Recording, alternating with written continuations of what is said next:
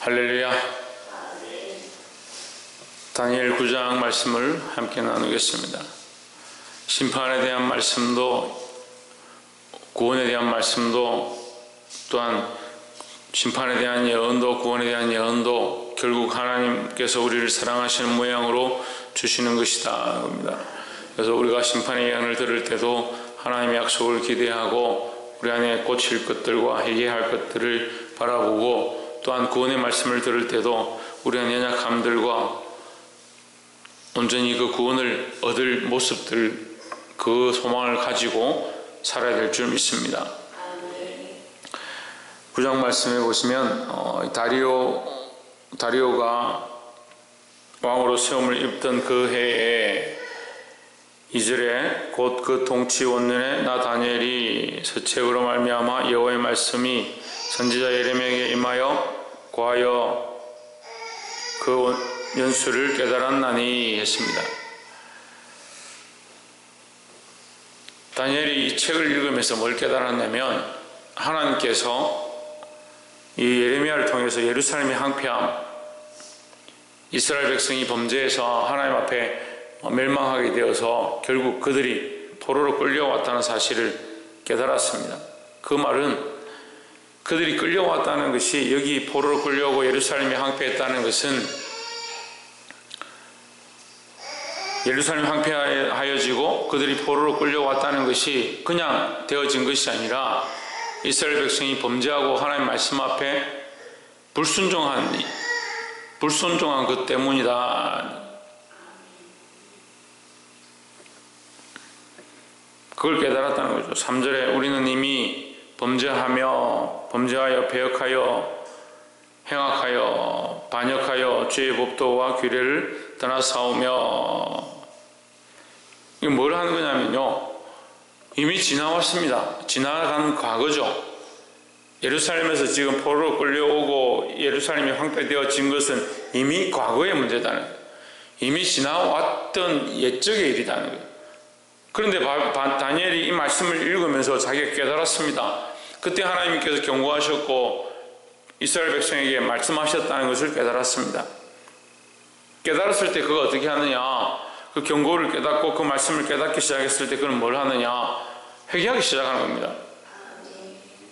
과거의 일인데, 이미 지나간 일인데 이미 그것으로 인해서 이스라엘 백성이 하나님 앞에 진노를 입어서 그 범과를 치르고 있는 그때에 그는 뭘 깨닫느냐, 하나님 앞에 이 하나님께서 그냥 우리를 여기 보내신 것이 아니구나, 그냥 우리가 이것을 당하고 있는 것이 아니구나, 결국 우리의 범죄함으로 이를 우리가 당하고 있구나, 그걸 깨닫습니다. 그래서 뭘 합니까? 깨닫자마자 인정하기 시작하는 겁니다. 하나님의 말씀을 깨닫고요, 그 다음에 뭘 하느냐, 인정해야 합니다. 인정하는 것이 뭡니까? 회개의 시작입니다. 말씀을 듣고 깨닫는 건 좋아합니다. 근데 뭘 하지 않느냐, 인정하지 않으니까 그 말씀이 나와 상관이 없는 겁니다. 하나님 앞에 머리를 들 자가 없고 하나님 앞에 감히 설 자가 없습니다. 그럼 하나님 앞에 서게 되면요, 회개할 수밖에 없는 거예요. 우리의 연약함을 인정하고 나의 죄만 인정하는 것이 아니라 내 백성의 죄를 인정하고 이 나라와 민족의 죄를 인정하고 나의 가족과 친족과 내게 속한 모든 자의 죄를 우리가 보게 되고, 점점 그것을 보게 될 때 어떻게 하느냐, 하나님 앞에 인정하고 회개하고 나아갈 수밖에 없다라는 거죠. 9절에 우리가 또 주의 종 선지자들이 주의 이름으로 우리의 영광과 우리의 방백과 열조와 온 국민에게 말씀한 것을 듣지 아니하였나이다. 여러 왕들에게, 방백들에게 말씀하신 것을 듣지 않았다는 거예요. 듣지 않은 것을 인정하는 겁니다. 우리가 하나님의 말씀을 들었을 때 그것을 깨닫지 못하면 인정할 수가 없는 거죠. 하나님의 말씀의 뜻 앞에 내 죄의 모습들을 보면 인정하기 시작해야 되는데, 부흥하지 못하는 교회의 모양이 뭐냐, 사람의 수가 적은 것이 아니고 말씀을 듣고 인정하고 회개하는 것이 없다는 거예요. 부흥은 어디서 오느냐, 회개로부터 시작하는 겁니다. 부흥과 회개는 똑같은 겁니다. 그런데 회개가 없는 부흥은요, 이거 하나님 기뻐하시는 부흥이 아닌 거예요. 성경의 모든 말씀들은 예루살렘 재건부터 시작해서 히스기야의 그 종교개혁으로부터 시작해서 모든 이 재건과 회복들은 뭘 얘기합니까? 회개로부터 시작하는 거예요. 회개로부터. 백성들이 모여서 그 말씀을 듣는데 그 마음이 찔려서 웁니다. 오늘은 여호와의 성일이니 울지 마라. 너희가 울 때가 아니다. 하지만 그들이 말씀을 들을 때 이 마음이 찔리는 거고, 우리가 그렇게 하지 못한 것, 그것을 깨닫지 못했던 것들이 후회되어지고 돌이키게 되는 그것이 당연하다는 거죠. 7절에 주의 공의는 주께로 돌아가고 주의 수욕은 우리 얼굴로 돌아옴이 오늘날과 같아서 했습니다. 다시 말하면 하나님은 옳으시고 우리는 죄악되고 잘못되었다.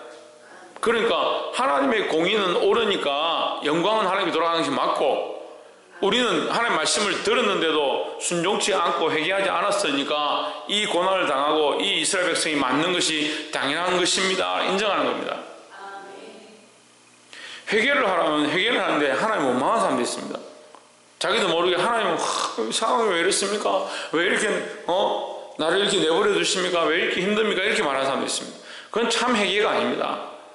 하나님을 인정하기 시작하면요, 하나님의 말씀을 인정하면 나의 죄악됨을 인정하게 되고, 나의 죄악됨을 인정하게 되면 하나님 앞에 우리의 죄를 토할 수밖에 없다는 거예요. 이 회개의 은혜가 우리 안에 다시 회복되기를 주의 이름으로 축원합니다. 두 번째 나눌 말씀은 16절에 주여 내가 구하옵나니 주는 주의 공의를 쫓으사 했습니다. 다니엘이 이 지혜의 일로 뭘 하느냐, 하나님 앞에 구하기 시작합니다. 간구하기 시작합니다. 이제 회개 일을 하는데, 회개를 할 때 어떻게 회개해야 되느냐, 중보할 때 어떻게 중보해야 되는지를 오늘 다니엘이 보여줍니다. 우리 인간들이 살아가면서 지극히 자기적인 생각을 합니다. 기도도 하나님 앞에 서 있는데 자기적인 기도를 하는 겁니다. 자기를 위한 기도를 하고요, 자기 방어적인 기도를 하고요, 자기를 위한 기도를 하는 거예요.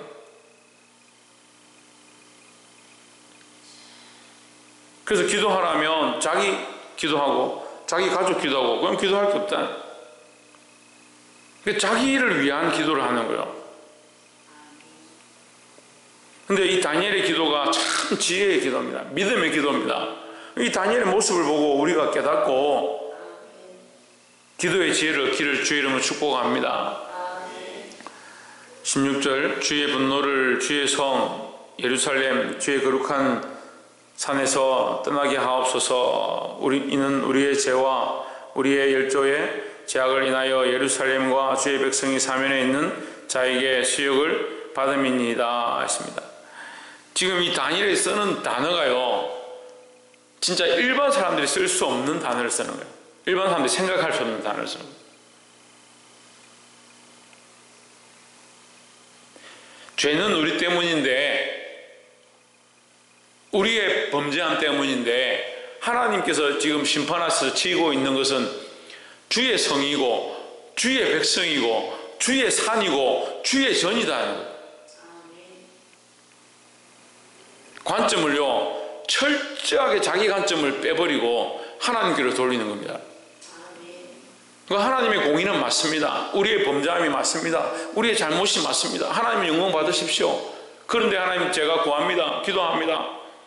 이 백성의 죄 때문에 채찍을 맞지만 이 백성은 주의 종이 아닙니까? 이 백성은 주의 산이 아닙니까? 주의 전이 아닙니까? 주의 성이 아닙니까? 그 얘기를 하는 거예요. 얼마나 지혜롭습니까? 그 관점이 어디 있느냐? 내게 있는 게 아니고 하나님께 있다는 거예요. 17절에 그리하은즉 우리 하나님이여 지금 주의 종이 기도와 간구를 들으시고 주의 종의 기도와 간구를 들으시고 주를 위하여 주의 얼굴빛을 주의 황폐한 성소에 비치시옵소서. 주의 빛을 주의 성소에 비치시옵소서. 회복하시옵소서.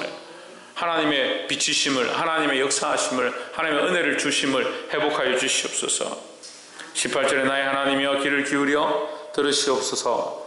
눈을 떠서 우리의 황폐된 상황과 주의 이름을 일컫는 성을 보소서. 자, 16절부터 19절까지 이 주의란 말이 얼마나 많이 나오냐면요, 계속 주의 성, 주의 성소, 주의 전 계속 얘기하는 거예요. 그래서 저는 여기 특별히 이 말씀 속에 주의 것이다, 주어가 주로 되어 있는 것, 이 단어들이 많이 나오는 것을 보고 다니엘이 기도하는데 우리 집, 우리 가정, 우리 가족 이렇게 기도하는 게 아니라 주의 전, 주의 것이다. 하나님의 관점으로 기도하니까, 이것은요, 이 다니엘만 그런 게 아니라 모세도 그랬고 많은 믿음의 선진들이 하나님 앞에 서서 그렇게 기도하는 거예요. 하나님께서 이스라엘 백성을 치시려고 할 때 모세가 그 앞에 막았습니다. 주여, 주의 백성을 이 광야에서 죽여서 이방 나라들로 너희 하나님이 어디 있느냐, 하나님이 그 이스라엘 백성을 가나안까지 데려갈 수 없어서 그 광야에서 죽였다라는 말을 듣기 원하십니까? 이렇게 막아쓰는 겁니다. 누구의 백성이라냐? 하나님의 백성이라는 겁니다. 우리에게 맡겨진 삶, 우리에게 맡겨진 인생들 내게 아닙니다. 하나님의 것입니다.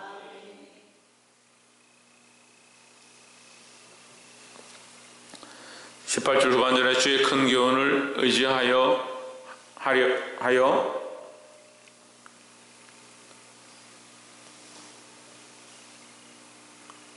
함이 오니 19절 주여 들으소서, 주여 용서하소서, 주여 들으시고 행하소서, 지체치 마옵소서. 나의 하나님이여 주 자신을 위하여 하시옵소서. 이제 주 자신, 당신을 위하여, 하나님의 것이오니 하나님 책임지시고 하나님을 위하여 일을 하여 주시옵소서, 이렇게 얘기하는 거예요. 이는 주의 성과 주의 백성이 주의 이름으로 일컫은 바 대민이다 했습니다. 예, 그 이걸 확실하게 하죠. 주의 성과 주의 백성이 주의 이름을 일컫는다. 결국 이 성이 회복되어지고 이 예루살렘이 회복되어지는 것이 결국 누구를 기쁘게 하느냐? 하나님의 영광이 되지 않습니까? 라고 하는 거예요. 그러니까 이 기도는 결국 하나님 앞에 응답되어지는 것이고, 이 약속은 확실한 증거를 가지게 되는 겁니다. 그래서 우리가 이 기도를 우리의 관점이 아니라 하나님의 관점으로 기도할 수 있는 이 기도를 회복하기를 주의 이름으로 축복합니다.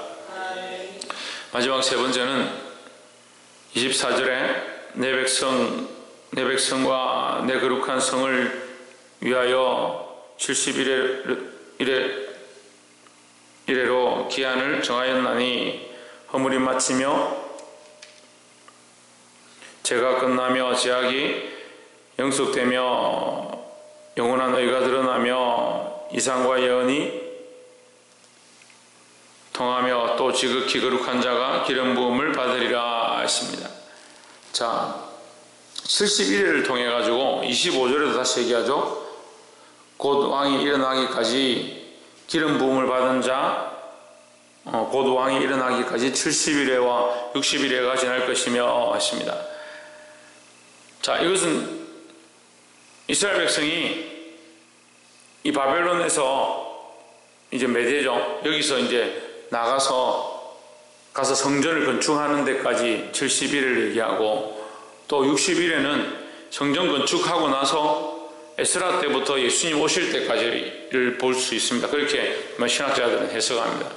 결국은 70일에와 60일에가 지난 뒤에 뭐가 오느냐? 기름 부음을 받은 왕이 세워진다. 기름 부음 받은 왕은 누굽니까? 예수 그리스도를 가리킵니다. 그러니까 예수님이 오실 것을 예언해 주는 겁니다. 우리의 기대는 뭡니까? 주님이 다시 오시는 것입니다. 이 예언은요, 당장 포로되어진 이스라엘 백성에게 그들의 메시아 예수 그리스도가 오시는 모양을 예언해 주고, 또한 우리에게 이 환난의 때에 주님이 다시 오실 것을 기대할 수 있는 예언으로 우리에게 가르쳐 주시는 겁니다. 근데 예수님이 오시고 나서 26절에 보면 60일 후에 기름 부음을 받은 자가 끊어져 없어질 것이며 했습니다. 기름 부음 받은 자가 세워졌는데 바로 다시 끊어져 버린다. 예수님이 이 땅에 오시지만 이스라엘 백성이 뭘 하느냐? 그 왕을 따라 하나님 기뻐하신 나라를 세우지 아니하고 예수 그리스도를 십자가에 못 박아 죽이는 일을 하는 겁니다. 그것을 예언하는 거죠. 죽이고 27절에 보면 그가 장차 많은 사람으로 더불어 한 이래 동안에 언약을 굳게 정하겠고 하십니다. 여기서 나오는 27절의 그가는 예수님을 얘기하는 게 아닙니다. 다른 왕입니다. 다른 왕이 와서 이스라엘을 치기 시작하는데 언약을 세워서 뭘 하지 못하게 하느냐? 우리는 그러니까 거룩한 언약을 세워야 됩니다. 세상의 언약을 세우지 말고 하나님과의 언약을 세워야 합니다. 다른 왕이 와서 그들이 기름 부었던 왕을 섬기지 아니하고 기름 부은 왕을 십자가에 못 박아 죽임으로 말미암아 그 대가를 치르게 되는 겁니다. 그래서 다른 왕이 오는 거죠. 우리가 그리스도를 따라 하나님 말씀을 따라 살면 하나님 기뻐하시는 백성들이 되어지는데 결국 이 이스라엘 백성이 하나님께서 회복시키시지만 그리스도를 따라 메시아를 따라 말씀을 따라 나아가지 아니하고 결국 예수 그리스도 십자가에 못 박아버립니다. 예수님이 십자가에 못 박히시러 갈 때 골고다 언덕을 갈 때 여인들이 웁니다. 예수님 뭐라고 합니까? 나를 위해 울지 말고 너희 자녀들을 위해서 울으라는 거예요. 예수님 십자가에 못 박히고 나서 얼마 있지 않아 디도라는 로마 왕이 와서 예루살렘을 완전히 멸망시킵니다. 그래서 이것은 유월절 지키기 위해 예수님이 예루살렘에 들어오실 때 예루살렘을 보면서 우시는 장면에서 예언되어집니다. 너희가 이 아름다운 성을 보느냐? 돌 위에 돌 하나도 남지 아니할 것이다. 그리고 또한 마태복음을 통해서 예수님께서 종말에는 이런 모양이 있을 것이다. 거룩한 곳에 가정한 것이 서거든 너희는 산으로 도망하라. 뒤로 돌이키지 마라라는 말씀으로 예언해 주십니다. 그게 지금 27절에 그 말씀이죠. 그가 그 일의 절반에 제사와 예물을 금지할 것이며 또 선포하여 미운 물건이 날개를 의지하여 설 것이며 또 이미 정한 종말까지 진노가 황폐케 하는 자에게 쏟아지리라 하였느니라 하십니다. 예루살렘 성이 그렇게 망한다는 겁니다. 진노가 있어서 이 황폐케 하는 더러운 부정한 가정한 이 날개가 서게 될 것이다. 이게 하나님의 거룩한 전에 가정한 물건이 선다. 이게 이 계시록의 말씀과 연결되어지지만 우리가 이 당장에 보면 이 백성이 하나님께서 보내신 약속 메시아를 그렇게 강구해 놓고 메시아가 당장 오니까 그 메시아를 자기들의 생각에 맞지 않다 십자가에 못 박아버렸다. 죽여버렸다. 우리도 깨달아야 합니다. 하나님께서 우리에게 은혜를 베풀어 주시고 하나님 나라의 소망을 주시고 그리스도를 믿도록 허락하셨습니다. 배반하지 말아야 합니다. 이 그리스도를 배반하는 자들이 어떻게 되느냐? 다른 왕을 섬기게 됩니다. 세상을 섬기던 자가 세상을 배반하고 그리스도 앞에 나오면 그리스도가 우리에게 왕이 되어지는데 그리스도를 배반하면 세상의 왕이 다시 오는 겁니다. 그래서 일곱 귀신 들렸던 여자가 그 귀신을 쫓아내고 정결해졌는데 다시 얼마 지난 뒤에 일곱 귀신이 더 들어와서 그 이전의 모습보다 더 악해졌다는 말씀을 우리에게 가르쳐 줍니다.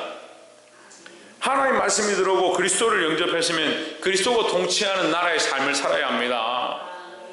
그렇게 하지 않으면 우리가 더 이전보다 그래서 그리스도인이라 하는 사람들이 교인들이 세상 사람보다 더 악한 이전보다 더 악해지는 자기밖에 모르는 자가 되는 모습들을 많이 봅니다.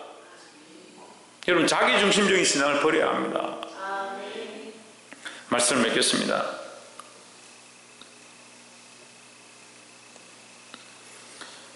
미운 물건이 날개를 의지하여 설 것이며 했습니다.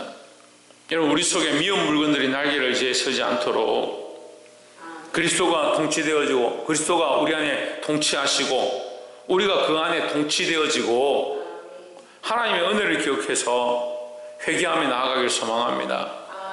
우리가 회개할 때 우리 자신들을 하나님 앞에 내려놓고 또한 우리 삶의 모든 것들을 하나님 앞에 내려놓고 내 것이 아니고 주의 것임을 인정하고 주의 백성이고 주님 기뻐하신 자임을 인정하고 사시기를 주의 이름으로 축복합니다. 기도하겠습니다.